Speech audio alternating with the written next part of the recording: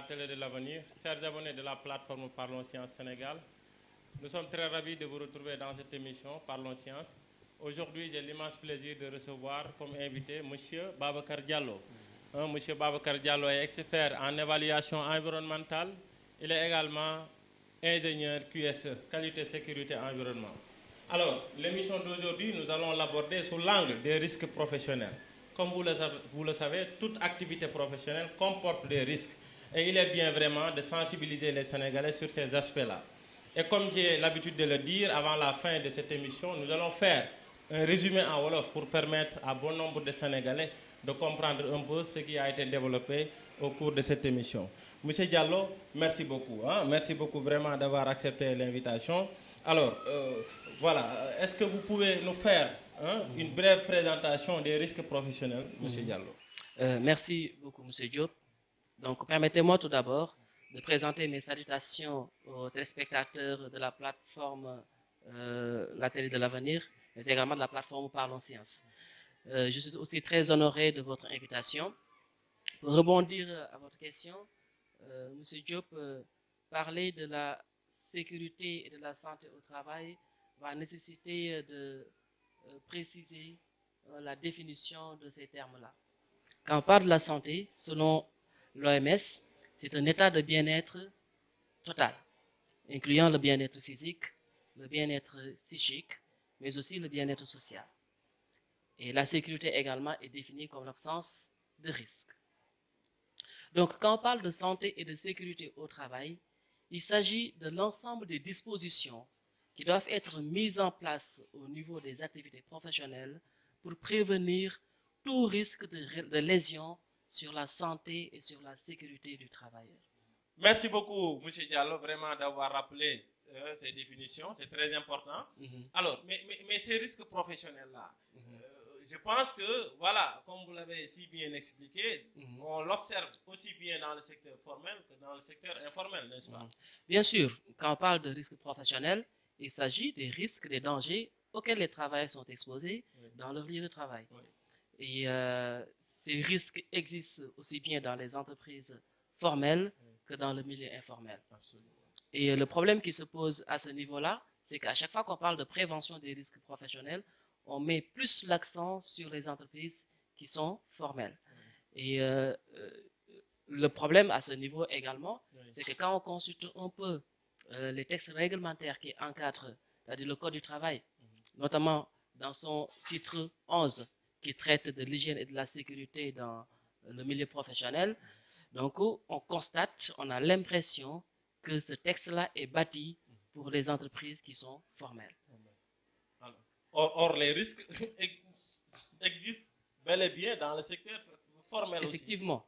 Je vous donne un exemple. Quand on parle de comités d'hygiène et de sécurité qui doivent exister dans les entreprises où l'effectif du personnel atteint les 50, quand on parle de responsable sécurité, quand on parle de médecin du travail dans l'entreprise, mais on se rend bien compte qu'on n'est pas en train de parler du milieu du secteur informel. Absolument. Il ne faut pas s'imaginer que dans un atelier de menuisier ou bien dans un atelier de mécanicien, pouvoir trouver un médecin du travail ou bien un responsable sécurité. Absolument. Absolument. Voilà, donc ça veut dire tout simplement qu'il est très important vraiment de sensibiliser les travailleurs qui sont dans le secteur informel, mais aussi d'asseoir une politique pour la prise en charge, pour la prise en compte des risques qui sont observés dans le cadre de l'exercice de leur métier. Effectivement. Et cette approche actuelle, M. Diop, ça présente beaucoup de problèmes. D'abord, des problèmes de collecte de données. En 2015, les rapports qui étaient publiés à cet effet montraient plus de 2000 accidents du travail au Sénégal. Et à mon avis, ce chiffre est très largement sous-estimé parce qu'il ne prend pas en compte les accidents dans le milieu informel, parce que dans ce milieu-là, il n'existe aucun dispositif permettant d'enregistrer les accidents ou bien les incidents qui sont constatés. Merci beaucoup, M. Diallo. On va venir vers les solutions. Je pense qu'il faudra également nous parler un peu des solutions. Alors, par rapport à cette prise en charge, M. Diallo, quelle analyse faites-vous de la prise en charge des questions liées à la santé et à la sécurité au travail au Sénégal? Oui, effectivement. Monsieur Diop, pour la prise en charge des questions de sécurité, il s'agit d'abord d'une organisation interne qu'il faut dans l'entreprise. Mais là, c'est facile quand on parle d'entreprise. Mais quand il s'agit du secteur informel, il faut que l'État accompagne. Il faut qu'aujourd'hui, le dispositif institutionnel qui est mis en place pour prendre en charge ces questions-là puisse réfléchir à mettre en place une stratégie qui va permettre de mieux intégrer les travailleurs du milieu informel. Encore que ces travailleurs-là sont majoritaires, on dit actuellement que 80% de l'activité économique est assurée actuellement par le secteur informel. Je crois que c'est un secteur qui contribue et c'est un secteur qui n'est pas à négliger. Et l'État va gagner à mettre en place un dispositif administratif, institutionnel et d'adapter les textes de loi réglementaire pour mieux intégrer cette part non négligeable de l'activité économique du Sénégal. Très bien, tout à fait, tout à fait. Mais pour les entreprises, M. Diallo, pour les entreprises, la prise en charge des risques professionnels, je pense que constitue un aspect très important. Donc, quels sont les enjeux pour les entreprises par rapport vraiment à ces risques professionnels-là qui devraient être pris en charge? Oui, la question, là, elle est pertinente, M. Diop, parce qu'il faut comprendre que la première ressource d'une entreprise, c'est les ressources humaines. On déploie beaucoup de moyens pour assurer l'entretien des machines. On déploie beaucoup de moyens pour embellir le cadre. Mais il ne faut pas oublier que la première ressource, ce qui fait fonctionner une entreprise, sont les ressources humaines. Et quand on parle de la prévention des risques professionnels, c'est de faire de sorte que le travailleur soit doté de toutes ses capacités physiques et intellectuelles pour pouvoir assumer pleinement son rôle dans le lieu de travail. Donc d'abord, c'est un secteur qui va beaucoup impacter sur les performances globales de l'entreprise. Parce que la performance des ressources humaines, ça se traduit nécessairement par une performance de l'entreprise. Également, aujourd'hui, dans le milieu des entreprises, il y a l'image de marque qui joue un rôle très important. La publicité, le marketing. Et aujourd'hui, une entreprise qui est responsable, une entreprise aujourd'hui certifiée, par exemple, sécurité, est une entreprise qui, aux yeux des partenaires, qui, aux yeux des clients, inspire confiance, jouit d'une certaine crédibilité et c'est tout simplement bénéfique pour l'entreprise. Ça va lui permettre de rester compétitive dans ce milieu des affaires. Mais si on prend le cas du Sénégal, est-ce que les entreprises, je dis même formelles, disposent vraiment des responsables QSE, par exemple, pour assurer ces aspects-là? Ou bien les travailleurs sont pour la plupart laissés à eux-mêmes? Oui, effectivement, M. Diop, il faut comprendre que c'est une disposition légale et réglementaire. Donc, toute structure est tenue, quel que soit l'effectif du personnel, d'assurer la santé et la sécurité de ses travailleurs. Mais nous savons que nos structures, nos entreprises sont confrontées à d'énormes problèmes, aussi bien organisationnels que de performance économique. Et généralement, quand vous parlez de ce secteur d'activité de la sécurité aux entreprises, généralement, on vous parle de problèmes de coûts, parce que c'est des investissements. Les équipements de protection individuelle, les équipements de protection collective, le personnel spécialisé, par exemple le responsable de sécurité, le médecin du travail, tous ces gens-là constituent, tous ces facteurs-là constituent un coût pour l'entreprise. Généralement, dans l'entreprise, on ne voit pas nécessairement la rentabilité de ces investissements. Si bien, vu sous certains angles, il y a une rentabilité. Donc, par rapport à ça, c'est problématique pour les entreprises, mais également par rapport à l'accompagnement et au suivi qui relève de la responsabilité de l'État. Aujourd'hui, en matière de contrôle et de suivi de la mise en place de toutes ces dispositions légales et réglementaires en matière de sécurité, on a des institutions qui sont compétentes, à savoir la Caisse de sécurité sociale et notamment la direction de la prévention des risques professionnels qui se trouve au niveau de la Caisse. C'est une direction qui est chargée d'assurer le suivi de l'application des textes réglementaires au niveau des milieux professionnels en matière de sécurité. Mais si vous comptez uniquement la région de Dakar, on peut compter plus de 10 000 entreprises. Si vous prenez tout le Sénégal, je ne connais pas le chiffre, mais je peux vous assurer que ce département n'est pas assez outillé en ressources humaines, en équipement pour pouvoir couvrir, mailler tout le territoire et assumer sa mission. Ce qui fait qu'il y a des entreprises qui peuvent, durant toute leur durée de vie, ne jamais avoir à rencontrer un inspecteur en matière de santé et de sécurité au travail. Et ça pose problème. Ça pose problème. Absolument. Les entreprises aujourd'hui voient cet aspect du travail comme une contrainte, comme un investissement non rentable. Elles peuvent être un peu réticentes par rapport à ça. Si à cela s'ajoute qu'il n'y a pas de contrôleur, ou bien on est presque sûr de ne jamais voir un contrôleur en matière de santé et de sécurité au travail, il n'y a pas cette... Absolument. Donc ça, ça renvoie à la notion de responsabilité.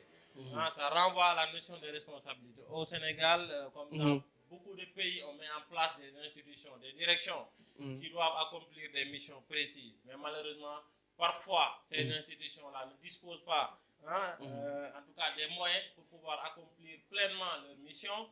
Parfois, c'est des problèmes de pragmatisme, de rigueur dans le cadre du travail. Et je pense que c'est ce que vous venez un peu d'insinuer par rapport à ma compréhension. Et avant de revenir un peu sur la responsabilité de l'État, je voudrais, parce que parfois on observe au Sénégal, au niveau de certains marchés, vraiment des incendies. Des incendies. Et ça, c'est lié peut-être à la non-prise en charge de cet aspect-là, sécurité, surtout dans le cadre au niveau de nos marchés. Mactar, vous avez abordé un sujet très intéressant. Parce que les cas d'incendie dans nos marchés est un phénomène récurrent. Chaque année, on constate un peu partout au Sénégal des incidents de ce genre. Et c'est vraiment dommage parce que c'est le secteur informel encore qui est touché. C'est le secteur informel qui est touché. Parce que 90% des acteurs dans nos marchés, c'est le secteur informel. Et ça nous permet de rebondir dans ce problème d'organisation qu'il faut. Parce qu'un marché, il faut le considérer comme une entreprise. Il faut une organisation dans un marché pour pouvoir assurer cette sécurité dans le marché. Un milieu qui mobilise plus de 1000 personnes au minimum par jour. Et là, je donne juste le minimum pour le chiffre. Il faudra comprendre qu'il est nécessaire de mettre en place toute une disposition pour assurer la prévention des risques. Il n'y a aucun marché où vous pouvez voir un plan d'évacuation d'urgence. Ça n'existe pas. Il n'y a aucun marché ici où vous pouvez voir un plan de circulation. Il n'y a aucun marché où vous avez un système de sécurité incendie. Les extincteurs sont absents, les robinets d'incendie, ce qu'on appelle les ERIA, les robinets d'incendie armés, sont absents. On ne parle pas de problème d'aménagement qui fait qu'à chaque fois que des situations comme ça se déroulent dans les marchés, les sapeurs sont incapables d'intervenir parce que souvent il y a des problèmes d'accès. Les rues qui doivent permettre d'accéder au marché sont occupées de manière anarchique. Oui. Le marché même n'est pas aménagé pour permettre à ces véhicules, à ces engins d'avoir accès à certaines parties. Donc souvent, quand des incendies se déclarent, les gens n'ont que... On fait médecin après la mort. On fait médecin après la mort. Et c'est triste. C'est triste. Voilà. Donc ça me permet un peu de revenir sur la responsabilité de l'État. Maintenant, qu'est-ce que l'État devrait faire pour vraiment corriger, pour corriger? Oui, M. Diop, l'État, pour moi, c'est le premier responsable. Parce qu'on a un beau texte réglementaire. Le Code du travail, dans son titre 11, détaille assez bien tout ce qui est responsabilité en matière de sécurité. Même si on a laissé un peu en rade le secteur informel. Mais je crois que l'État a ce rôle et cette obligation d'organiser, de contrôler et de suivre l'application stricte des dispositions légales et réglementaires. Et cela doit passer nécessairement par une organisation au niveau institutionnel et également par une dotation de moyens, aussi bien en ressources humaines qu'en ressources matérielles, qu'en ressources logistiques, pour permettre à ces institutions-là d'assumer pleinement leur rôle. Vous l'avez tout à l'heure leur dire. Très bien. Et ça pour éviter médecin vraiment après la mort. Merci beaucoup, M. Diallo. Je rappelle que je reçois M. Babacar Diallo, expert en évaluation environnementale, responsable, hein, ingénieur QSE, qualité, sécurité, environnement. Alors, M. Diallo, je l'ai dit tout à l'heure, vous êtes expert en évaluation environnementale. Et au Sénégal, hein, il y a eu récemment un débat vraiment sur le littoral. Sur le littoral. Alors, vous êtes expert en évaluation environnementale. Que vous inspire vraiment ce débat-là, hein, qui a eu lieu, et qu'est-ce qu'il faudrait faire vraiment pour, en tout cas, résoudre le problème des occupations supposées irrégulières, au niveau de notre littoral? Mokhtar, je crois que cette question-là est également, comme toutes les autres, si pertinente. Et je crois que c'est un sujet qui revient toujours. Pourquoi? Il faut mettre le littoral dans son contexte. Vous savez, aujourd'hui, le littoral, c'est plus de 70% de la population sénégalaise. Le littoral, c'est plus de 60% des terres aménagées. Le littoral, c'est plus de 80% de l'économie sénégalaise. Donc, nécessairement, il faut s'attendre à une pression particulière dans cette partie du territoire. D'où un mécanisme particulier de prise en charge du littoral. Et c'est ce qui a peut-être permis à l'État de mettre en place un programme de gestion intégrée du littoral. Un projet qui a été piloté, un projet hautement environnemental qui a été piloté par le ministère de l'Environnement et également par le ministère des Finances et qui prend en charge ces questions du littoral. Et pour revenir encore sur votre question, je crois que ce qui a un peu soulevé le débat sur le littoral, c'est les questions d'occupation anarchique. Mais le littoral, c'est un secteur clé pour l'économie sénégalaise. Est-ce que vous imaginez l'impact dans le tourisme par rapport à l'exploitation du littoral? Est-ce que vous imaginez l'impact dans tout ce qui est activité industrielle? La majorité des industries sont situées au niveau du littoral. D'où une organisation qui est un peu générale, d'où une organisation intégrée pour prendre en charge cette question du littoral. Parce que quand on aborde la question du littoral, les gens, ils pensent très souvent à l'érosion côtière. Les gens, ils pensent très souvent à l'occupation anarchique. Oui, c'est des questions sérieuses qu'il faudra voir. On parle du domaine maritime public.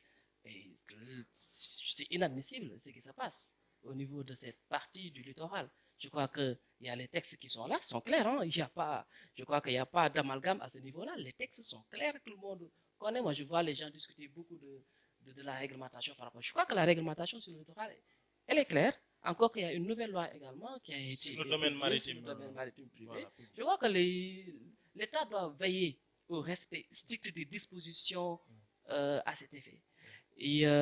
Mais la question du littoral, elle est beaucoup plus large. Vous savez, pour prendre mieux en charge cette problématique du littoral, il faut penser à aménagement territorial. C'est un problème d'aménagement territorial. Quelle est la vocation des terres aujourd'hui? Qu'est-ce que nous voulons faire de notre littoral? D'abord, procéder par une délimitation précise du littoral. C'est quoi le littoral?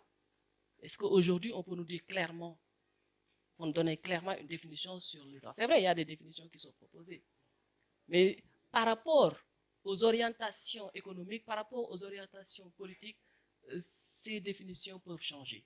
Et je crois qu'on gagnerait à fixer, à harmoniser voilà, un peu tout, oui, mais également à penser un peu aménagement territorial, à penser un peu également sécurité. C'est une question de sécurité, le littoral sénégalais. Absolument. Mais tous les efforts qui sont consentis pour lutter contre l'érosion côtière, ces efforts-là sont anéantis par certaines pratiques de braconnage. Je vous parle de l'île de Gorée, où des efforts ont été faits pour protéger l'île avec l'enrochement basaltique. Mais les braconniers, ils volent le basalte. et c'est des gens armés, et l'île est impuissante devant ces malfaiteurs-là. D'où la nécessité de mettre en place la police du littoral. Ça veut dire que ici l'intérieur est impliqué. D'où la nécessité de l'observatoire du littoral qui existe, mais on aimerait sentir davantage son impact dans la gestion de ce littoral-là. On aimerait les voir se prononcer davantage dans les questions qui sont souvent soulevées par rapport à ce littoral-là. Absolument. Vraiment, M. Diallo, merci beaucoup. Merci beaucoup pour cette pertinente vraiment intervention. Et cela me rappelle vraiment l'intervention du docteur Sagne, docteur Sagne que je salue au passage, que j'ai invité ici récemment. Il avait vraiment beaucoup parlé de ces questions liées vraiment à la gestion du littoral avec l'érosion côtière et les changements climatiques. Vraiment, nous avons été satisfaits de son intervention. Et vous venez d'aborder la chose sous un autre angle. Vous insinuez un peu un aménagement basé sur une vision très claire. Et je pense que c'est ce que j'ai compris dans votre intervention et je vous en remercie.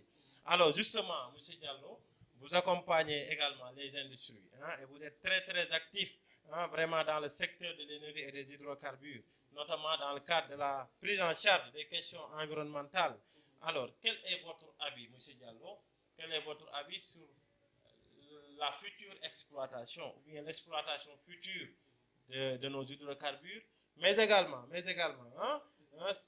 ses impacts sur l'environnement, sur le plan environnemental, donc nos océans et notre littoral également.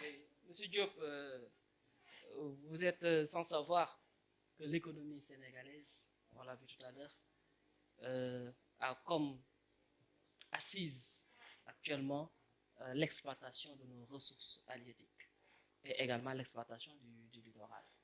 Et ça nous permet un peu d'aborder très rapidement cette question-là du littoral encore. Aujourd'hui, quel est l'impact de l'exploitation pétrolière au niveau du littoral et également au niveau de nos océans? Je crois que c'est une question très importante qui mérite d'être abordée avec beaucoup de sérénité. Vous savez, aujourd'hui, la pêche artisanale, par exemple, est un secteur d'activité qui nourrit beaucoup de familles au Sénégal et qui contribue également à l'économie de ce pays. Les impacts de l'exploitation pétrolière au niveau des océans auront tendance à avoir des effets sur les ressources halieutiques. Halieutique, absolument. Et donc, le secteur qui est déjà affaibli par une exploitation industrielle va encore subir de plein fouet l'exploitation pétrolière avec ses navires. Est-ce que les risques sont bien appréhendés par les responsables? Parce qu'on a connu des marées noires un peu partout dans le monde. Pourquoi ça ne devrait pas nous arriver? Est-ce qu'il y a tout le dispositif de prévention qui est mis en place et d'accompagnement également pour assurer une surveillance stricte des impacts possibles au niveau des océans? J'ai confiance aux autorités. Je crois qu'ils ne peuvent pas négliger cette question-là. Et je suis persuadé qu'il y a des dispositions qui sont établies pour ça, mais il faut une surveillance par tout le monde. Absolument. Il faut que tous les acteurs soient impliqués. Parce que vous l'avez dit tout à l'heure, M. Diallo, c'est très important.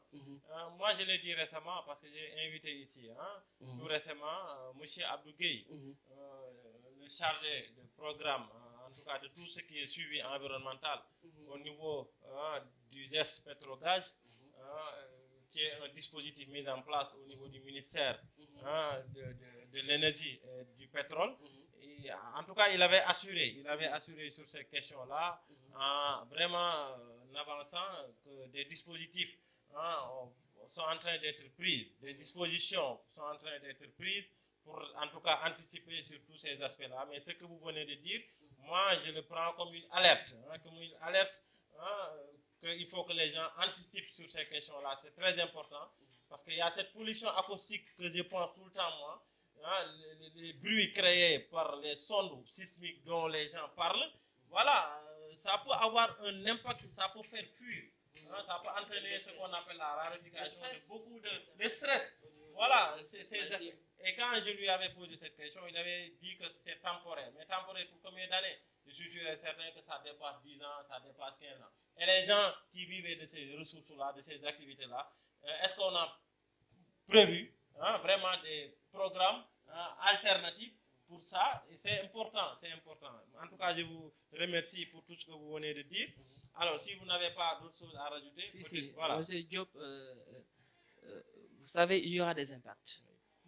Ça, personne ne pourra nier le fait que l'exploitation pétrolière puisse impacter nos mers.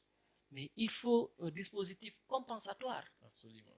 Je crois que ce ne serait pas sérieux de dire aux gens là qui gagnent leur vie à partir de la pêche des océans et de leur dire qu'il n'y a pas d'impact. Non, il y aura des impacts. Oui. Mais il faut un dispositif compensatoire pour pouvoir maintenant, on peut prendre en charge ces gens-là, ces acteurs-là, et voilà, de les accompagner. Voilà. Mais aussi, il faut comprendre que l'exploitation du pétrole va augmenter la pression. C'est une externalité. Oui. Ça va augmenter la pression sur le littoral. Oui. Parce que de plus en plus, des entreprises vont venir s'installer, de plus en plus des plateformes de réserve vont s'installer au niveau des côtes, avec les impacts qui vont être accentués au niveau du littoral, qui est déjà très... qui reçoit de plein fouet déjà l'exploitation industrielle au niveau environnemental. Voilà. En tout cas, merci beaucoup. En tout cas, je préfère, je souhaite que des profils comme le vôtre puissent être impliqués dans ces dispositifs, parce que le Sénégal nous appartient à nous tous, et nous devons tous travailler vraiment à bénéficier de ces ressources-là, tout en préservant l'environnement, tout en mettant en place des programmes compensatoires, comme vous venez de le dire. Et je pense que M. Abdou Gueye est en train de suivre l'émission, et je sais que voilà, lui, c'est quelqu'un qui est déjà, en tout cas sur ces aspects-là, et qui va certainement intégrer tout ce que vous avez dit. Pourquoi pas même avoir une rencontre avec vous. Merci beaucoup. Donc, dernière question. Monsieur Diallo, vous êtes également biologiste et généticien. C'est ça même votre formation à la base. Et aujourd'hui, nous vivons un contexte très difficile avec la pandémie à coronavirus. Alors, en tant que biologiste, en tant que généticien, comment vous appréciez, comment vous analysez la complexité de ce virus et la gestion qui est faite de cette pandémie ici au Sénégal? Dernière question. Merci, M. Diop. Je crois que je vais aborder la question autrement. Oui. Je ne vais pas être dans les techniques de la biologie moléculaire ou bien de la génétique virale, ce qui va être très compliqué pour les internautes. Oui. Mais moi, j'ai suivi l'avènement du corona, de la COVID avec beaucoup de recul. Il m'arrivait de lire souvent les posts des internautes à ce sujet. Et j'ai dû comprendre quelque chose, que les populations ne sont pas informées par rapport à ces micro-organismes. Les populations ne savent pas aujourd'hui distinguer, c'est vrai que ce n'est pas tout le monde qui puisse le faire, un virus d'une bactérie, un virus d'un parasite. Même si le virus est un parasite intracellulaire obligatoire. Effectivement. Et le problème que cela pose, quand les gens disent que je ne crois pas au corona, pourquoi? Parce que le mode de transmission leur semble être bizarre. Comment est-ce que, à ne même pas avoir à toucher une personne, qu'elle puisse me contaminer?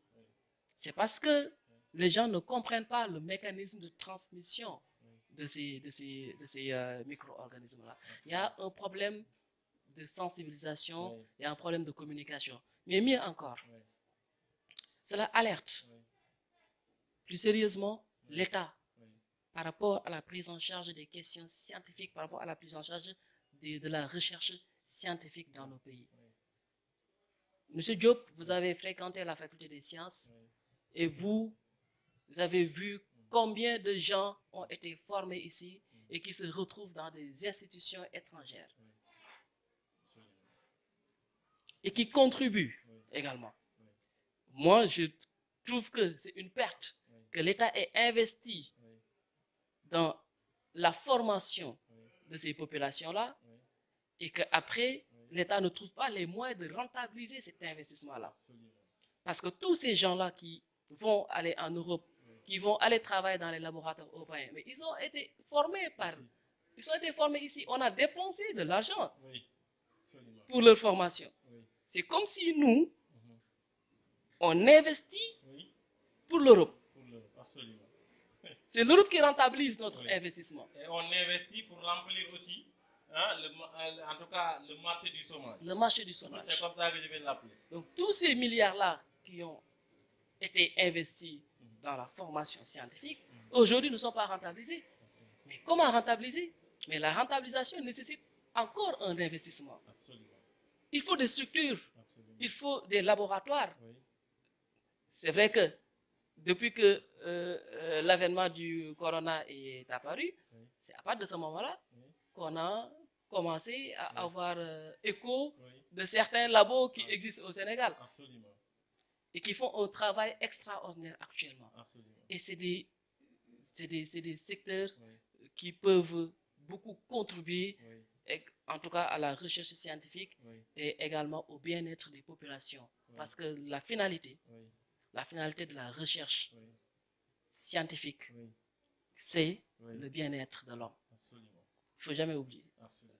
En tout cas, M. Diallo, merci beaucoup pour ce message si fort que vous venez de prononcer à l'endroit de nos téléspectateurs, mais aussi à l'endroit des abonnés de la plateforme Parlons Sciences, mais aussi à l'endroit des autorités sénégalaises. Ce message fait appel à une prise de conscience, à une vraie prise de conscience. Parce que tout cet argent investi dans l'éducation, on a l'impression que voilà, c'est un peu voué à l'échec. C'est comme si c'était un investissement à la perte, ou bien un investissement pour gérer tout simplement des protestations, des contestations, des choses comme ça. Je pense qu'il faut rentabiliser cet investissement. Et pour ça, il faut vraiment mettre beaucoup plus de rigueur et doter les moyens nécessaires aux structures dédiées pour pouvoir assurer pleinement, en tout cas, les missions, pour pouvoir accomplir pleinement les missions qui sont assignées à ces structures-là. Beaucoup de jeunes sont formés, c'est des scientifiques, beaucoup de jeunes sénégalais, et de manière générale, même des Africains sont formés dans nos universités. Ils sortent avec des compétences, mais ils vont retourner chez eux, comme s'ils n'ont rien fait. Ça, c'est quelque chose qui appelle vraiment tout le monde au sens de responsabilité, qui appelle tout le monde au sens de l'existence même de la vie. C'est très important. Chacun a besoin d'être sur quelque chose qui lui permet de vivre décemment. Et pour ça, il faut tout simplement que les salaires qui sont payés aux autorités, à certaines autorités, pour accomplir des missions, si ces gens-là ne font pas correctement leur travail, il n'y a pas, moi je ne trouve pas de prétexte pour les maintenir là-bas. Il faut tout simplement les, je vais dire, les limoger et mettre d'autres à la place pour qu'on puisse vraiment, en tout cas, atteindre les objectifs escomptés. Moi, c'est comme ça que je vois la chose. Monsieur Diallo, nous venons de terminer la première partie, la partie française, la version française de cette émission, Parlons Sciences. Chers abonnés, nous allons dans un instant aborder la partie Wolof, qui sera résumée en 5 minutes pour tout simplement sensibiliser les Sénégalais. Monsieur Diallo, merci beaucoup. On aborde tout de suite la partie Wolof. jërëjëf mbokk téléspectateur Télé de l'Avenir, ñi ngi également sant di gërëm abonné plateforme Parlons Sciences.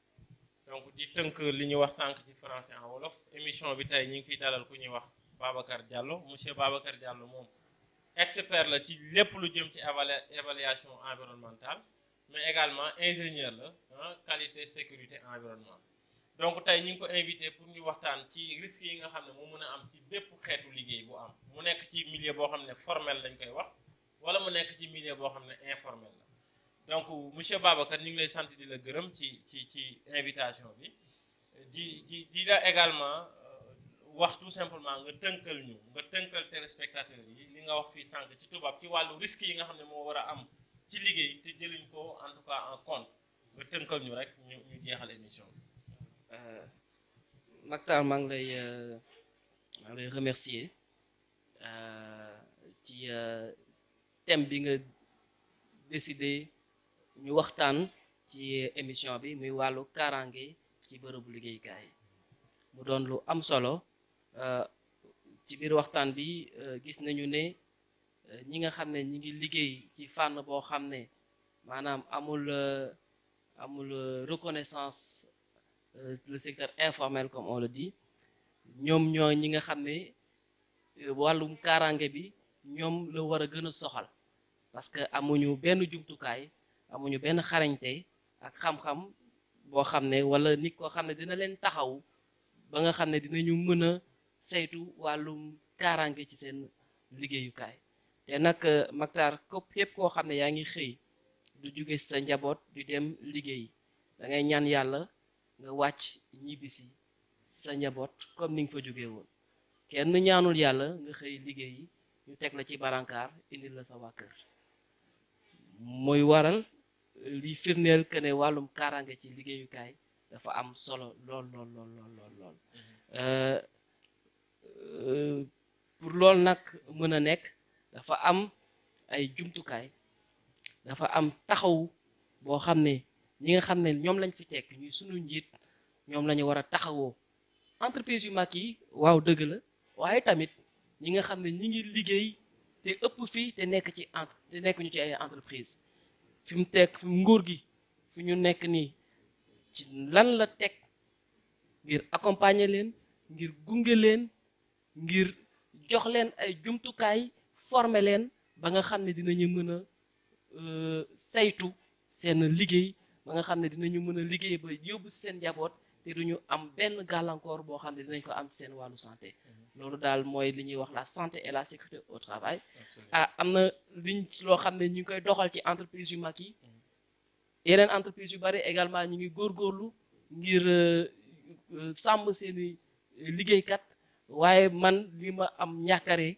mooy secteur informel ñi nga xam ne ñu ngi liggéey te nekk ñu ci benn entreprise amul benn sécurité amul benn kaaraange ci seen liggéey maa ngi xalaat mécanicien yi di xalaat menuisier yi di xalaat soudeur yi di xalaat ñi nga xam ne ñu ngi nekk ci recyclage des déchets informatiques taaba yi dañuy exposé ci ay risques yu élevés te ñoom xamuñu ko sax ak laboratoire yenn laboratoire yi nga xam ne ay produits chimiques ñoo fa nekk waaw yooyu yëpp te amuñu ay responsable yu gérer loolu yooyu yëpp war nañ ko xoolaat déjà li nga wax Babacar sax daf may inspiré man benn suggestion bu ma bëggoon a def le temps que état peut-être di accompagner véritablement ñu nekk ci secteur informel bi pour man képp koo xam ne yor nga sa atelier di liggéey am ay apprenti ñu doon ay nit doomu aadama war ngaa jéem a xool naka ngay def yow ba gëstu ci wàllu la ngay liggéey lan moo ci war a aar say ñi nga xam ne ñoom ngay liggéeyee lool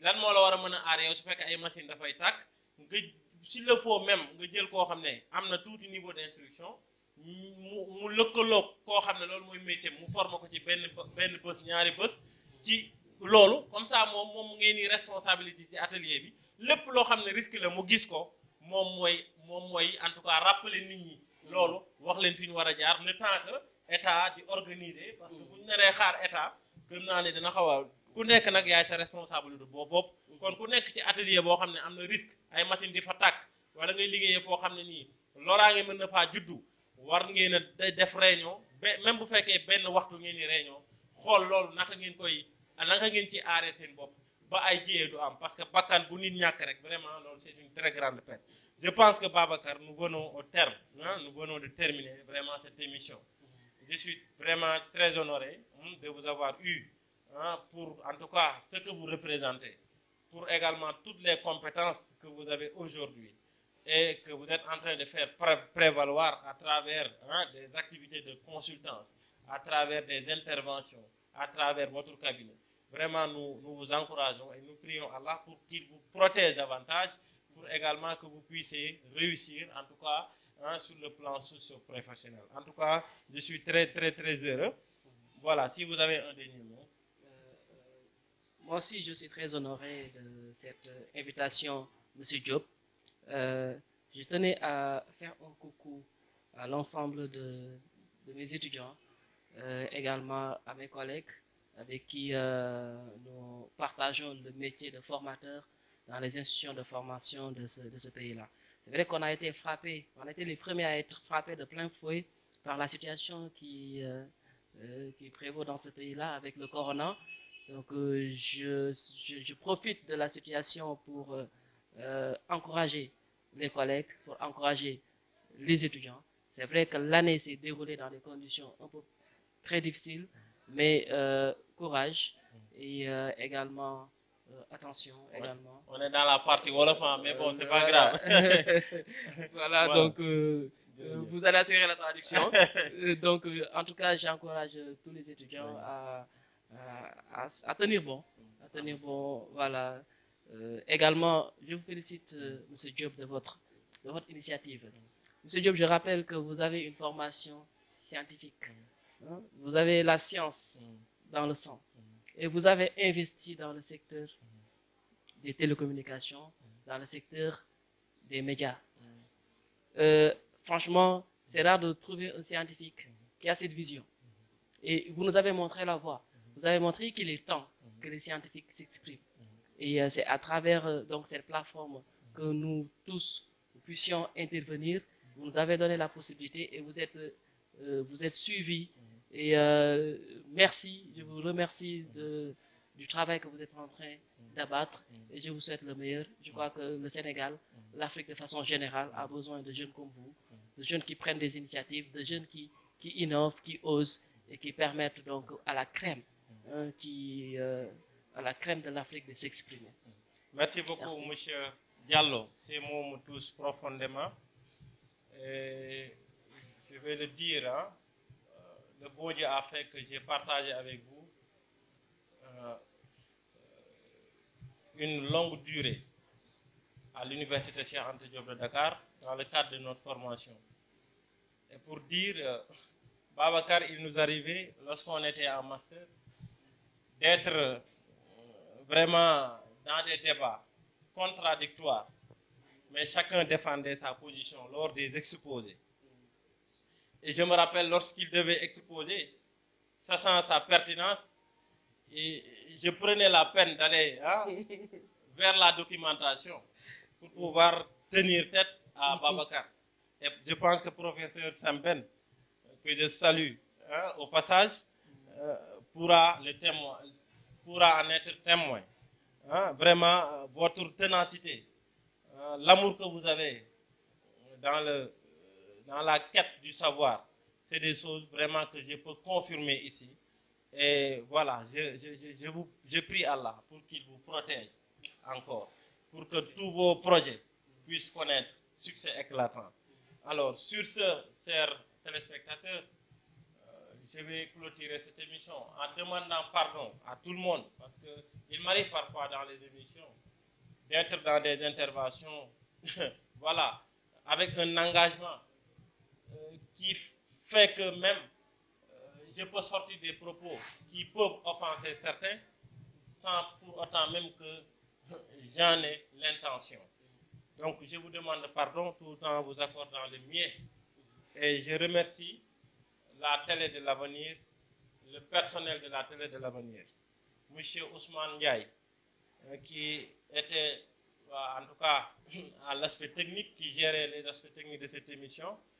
Remercier également Papa Alisek, le directeur de cette télé, sans oublier vraiment mes partenaires, sans oublier l'équipe de Parlons Sciences qui s'est également investie pour vraiment réussir cette initiative. Donc, sur ce, je donne rendez-vous à tous les téléspectateurs pour une prochaine émission Parlons Sciences. Merci beaucoup, chers amis.